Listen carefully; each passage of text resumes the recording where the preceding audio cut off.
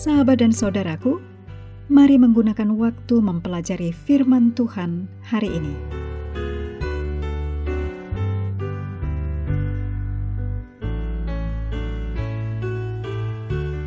Hari Rabu tanggal 4 Maret, judulnya Bayangan atau Wujud, Tanda atau Nyata.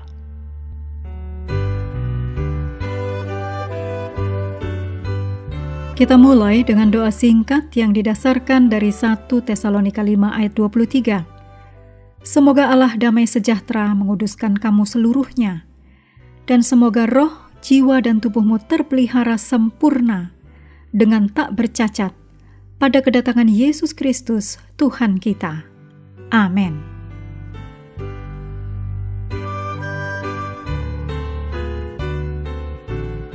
Kolose 2 ayat 16-19 memberi kita banyak informasi tentang masalah di gereja. Masalahnya adalah antara orang Kristen Yahudi dan anggota non-Yahudi yang ditulis dalam Kolose 2 ayat 13. Anggota gereja Kolose sebagian besar non-Yahudi. Orang Kristen Yahudi mengatakan bahwa orang Kristen non-Yahudi perlu mengikuti aturan buatan manusia. Tetapi Paulus mengatakan aturan-aturan ini tidak perlu. Kolose 2 ayat 16 memberi kita daftar aturan-aturan Yahudi. Banyak orang Yahudi terus mengikuti aturan-aturan ini setelah mereka bergabung dengan gereja. Beberapa dari orang Yahudi ini menyembah malaikat atau dipenuhi dengan kesombongan.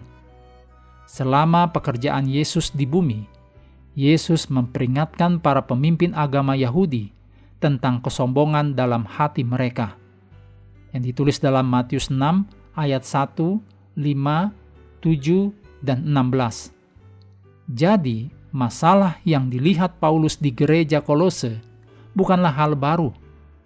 Paulus melihat masalah yang sama juga di gereja-gereja di tempat lain.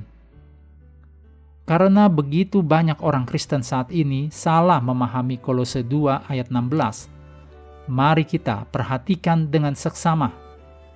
Kata "karena itu" dalam Kolose 2 ayat 16 memberitahu kita bahwa Paulus sedang menyelesaikan pemikirannya dari ayat-ayat yang baru saja kita baca.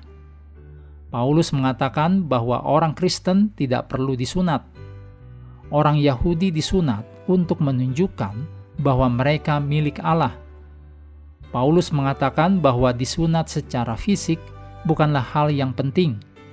Sunat hati, yaitu hati yang baru, adalah hal yang penting, yang ditulis dalam Kolose 2 ayat 11-15. Paulus juga berbicara tentang makanan dan minuman dalam Kolose 2 ayat 16. Ini adalah tentang persembahan makanan dan minuman yang dibawa orang Israel ke bait suci. Dalam Kolose 2 ayat 16, Paulus berbicara tentang hari raya khusus. Hosea 2 ayat 11 juga berbicara tentang perayaan khusus, hari raya keagamaan, dan hari Sabat. Imamat 2 ayat 11, 24, dan 32. Paulus mengatakan kepada kita bahwa semua peraturan dan hari-hari upacara khusus ini adalah bayangan dari apa yang harus datang. Kolose 2 ayat 17. Hari-hari upacara khusus seperti halnya korban-korban persembahan menunjuk kepada karya Kristus, pekerjaan Yesus di masa depan.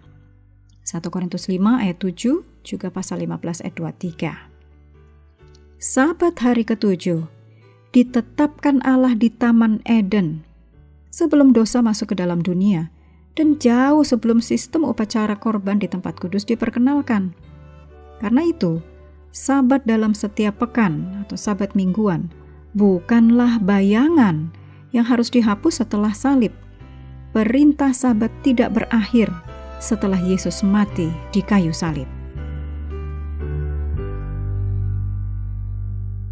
Berikut kutipan Roh Nubuat yang disadur dari The Great Controversy halaman 433. Ketika bait Allah dibuka di surga, tabut perjanjian Allah terlihat.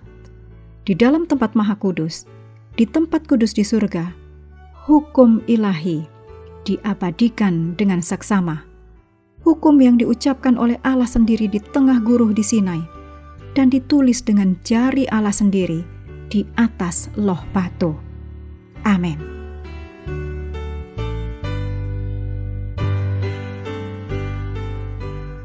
Menutup pelajaran hari ini, segala pujian kita naikkan hanya kepada Tuhan yang telah memberikan Roh Kudus untuk menyertai dan mengajari kita firman kebenaran.